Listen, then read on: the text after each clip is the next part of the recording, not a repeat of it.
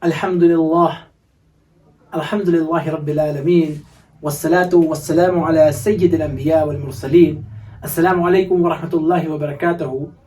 I welcome you to the third episode of the Dua series. Today we are going to learn the third Dua, and it's from Surah Al-Baqarah, Surah 2, and the ayah is 201. So let's start.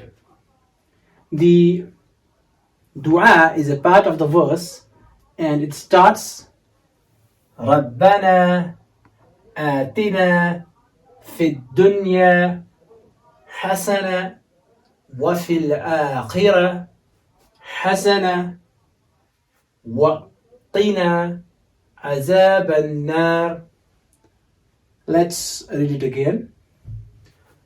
رَبَّنَا آتِنَا فِي الدُّنْيَا حَسَنَةً وَفِي الْآخِرَةِ حَسَنَةً وَقِنَا عَذَابَ النَّارِ. Now let's see the translation of this dua. Our Lord, give us in this world that which is good, and in the hereafter that which is good, and protect us from the punishment of the fire.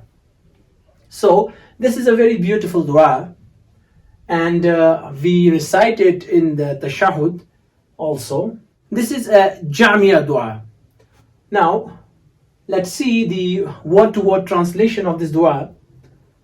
Rabbana, so it's comprising of two words, a murakkab, Rabba and Na, so that means our Lord. Then Atina, now it's also consisting of a verb and a pronoun. This verb comes from the form for.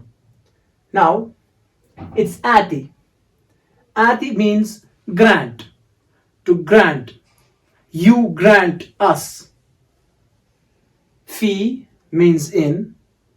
Dunya, ad-dunya means this world.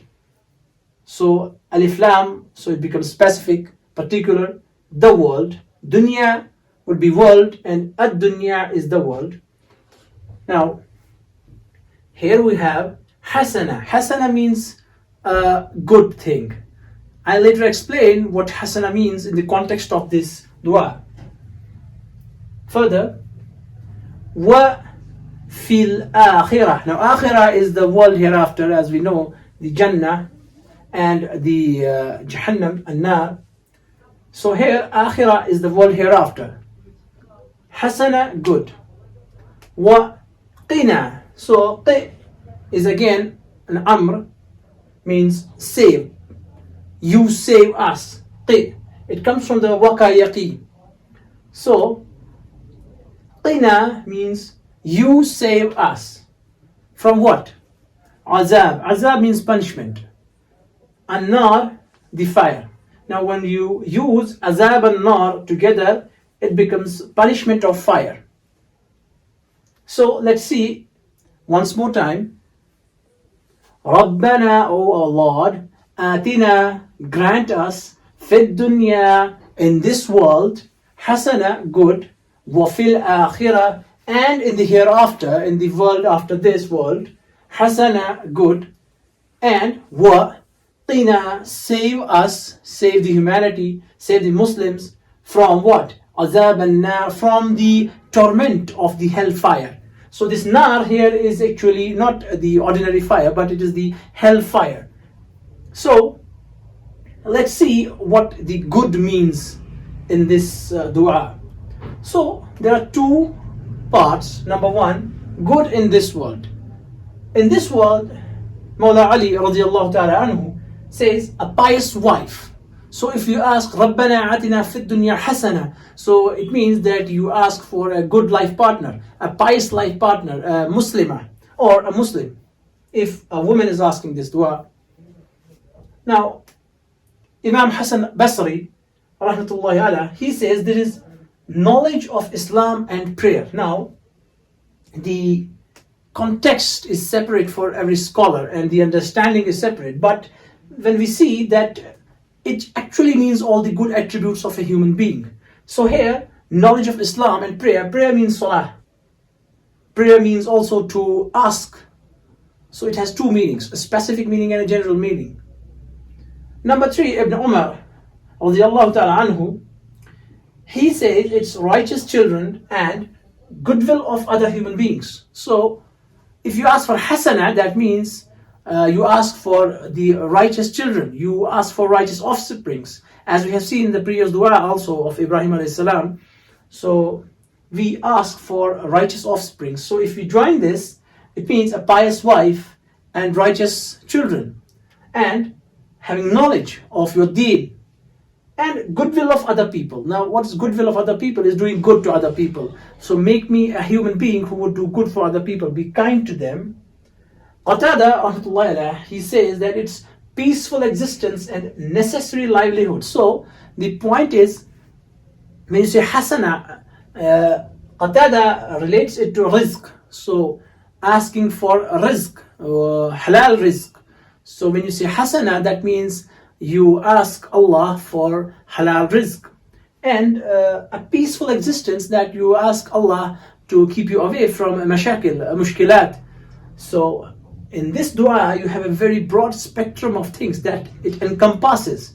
So it's a jami', I mean it has encompassed a large, enormous amount of things in it. And we have to understand that. So when we seek hasana in this world, it means all the good things that a Muslim requires to live a peaceful life in this world.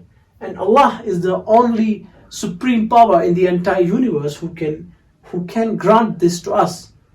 This dua is very beautiful, and the good of akhirah, as far as it's concerned, is acquiring paradise. So we ask Allah about giving us a space in the paradise, in Jannah. We ask for Al-Firdaus, Jannah Al-Firdaus, Al-Firdaus Al-Ala, the highest Jannah. The person, when he asks for Hasana fil Akhirah, it implies Al-Firdaus Al-Ala min Al-Jannah. It can imply that. We should have that in mind when we ask for Hasana fil Akhirah. We should keep in mind that we ask Allah that provide us the highest of the Jannah. And that is the best thing that you can acquire in Akhirah.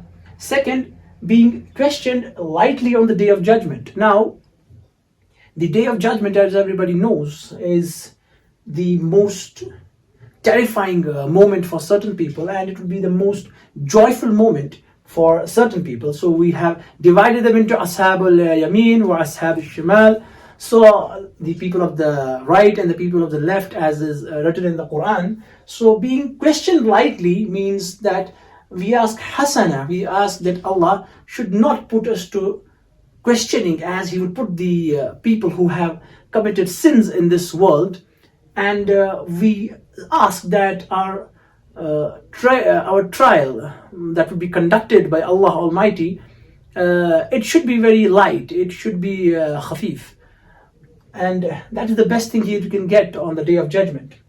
Furthermore, acquiring safety from the greatest horror. Now, what is the greatest horror? It's an-nar that we are saying. So, azab an-nar, as I have again, azab an-nar, it is the greatest thing, greatest horror that a person sees. And we have seen in different hadiths and the ayahs of the Quran, the Jahannam has been defined, and it is a horrific experience. And we seek the forgiveness of Allah, and we seek we acquire safety from Jahannam. We seek the refuge, the absolute refuge of Allah from Jahannam. So the Prophet ﷺ often used to recite this dua, as has been narrated by Anas bin Malik radiallahu ta'ala anhu, and Imam Bukhari has brought it in his Sahih. So Hazrat Anas says that the Prophet would recite, and a word would be added, Allahumma. So the dua would be recited like, Allahumma Rabbana atina fid dunya hasana wa fil akhirati hasana wa qina azab an-nar. So we must recite this dua often, as it is the sunnah of the Prophet. And I also pray to Allah that He provides us with the guidance and shows us the proper way. And hope you enjoyed today's lecture. Inshallah, I'll be back with the fourth dua. مع السلامة في أمان الله إلى اللقاء.